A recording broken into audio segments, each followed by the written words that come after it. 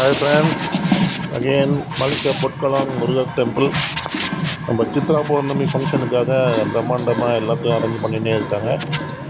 கோயில் முழுவதுமே டெக்கரேஷன் நல்லா பண்ணுறாங்க, நிறைய பண்ணுறாங்க. லைட் டெக்கரேஷன், வாழை மரம் டெக்கரேஷன் எல்லாமே சூப்பராக பண்ணுறாங்க. சித்ரா பௌர்ணமி ஃபங்க்ஷனுக்காக எல்லாருமே முருகரோட அருள் பெற வேண்டும் என்று வேண்டிக் கொள்கிறேன். இந்த கோயில் மலேசியா பொற்கொலாம் முருகர் டெம்பிள். இதுக்கு முன்னாடி டே டைம் வீடியோ பார்த்துருப்பீங்க. இப்போ நான் நைட் டைம் வீடியோ போட்டிருக்கேன், ஈவினிங் டைம் வீடியோ போட்டிருக்கேன். ஈவினிங் டைமில் எல்லாம் ஃபுல் கோயிலை சுற்றியும் எல்லா லைட்ஸும் போட்டிருக்காங்க. அருமையாக இருக்குது, ரொம்ப நல்லாயிருக்கு. நல்ல ஒரு பெரிய மண்டபம். எல்லா கோயில்லையும் முருகர் சிலை முருகர் ஒல்லியாக இருக்கிற மாதிரி தான் பார்த்துருப்பீங்க. இந்த கோயில் முருகர் கொஞ்சம் குண்டாக இருக்கிற மாதிரி இருப்பார். இதுக்கு நிறைய பேர் நோட்டீஸ் பண்ணிக்க மாட்டாங்க. மலேசியா பொற்கொலாம் முருகர் கோயில் போனீங்கன்னா நம்ம ஊர் முருகரோட இவர் கொஞ்சம் குண்டாக இருப்பார். ஆல்மோஸ்ட் விநாயகருக்கு ஈக்குவலாக இருக்கிற மாதிரி இருப்பார்.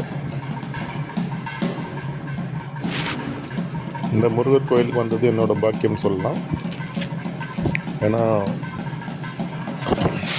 நாங்கள் எதிர்பார்த்ததை விட நல்லா அமைப்பாக இருந்தது. ஒரு வாட்டி நாங்கள் மலேசியா போகும்போது கோயில் பக்கத்தில் எங்களுக்கு ரூம்ஸ் கிடைக்கும்னு நாங்கள் எதிர்பார்க்கல. இந்த வாட்டி நல்ல ரூம்ஸ் கிடச்சது, ஹோட்டல் ஸ்டே நல்லா கிடச்சது. ஸோ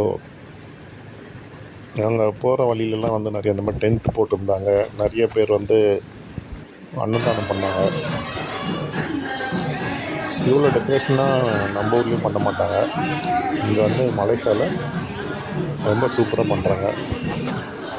ரோட்டில் நல்லா அழகாக கோலம் போட்டிருக்காங்க. அதுக்காக இவ்வளோ டைம் ஸ்பெண்ட் பண்ணி எவ்வளோ விஷயம் பண்ணுறாங்க. பேனர்ஸ் நிறைய போடுறாங்க ரோட்டில். ஆக்சுவலாக இவ்வளோ டென்ட்டு ஏன் கட்டியிருக்காங்கன்னா டே டைமில் வெயில் அதிகமாக இருக்கும். பாருங்கள், நம்ம ஊர் மிக்சர் மாதிரி மலேசியா மிக்சர் இதெல்லாம் நிறைய ஷாப்பிங்ஸும் வச்சுருக்காங்க இந்த ஃபங்க்ஷனுக்காக. டே டைமில்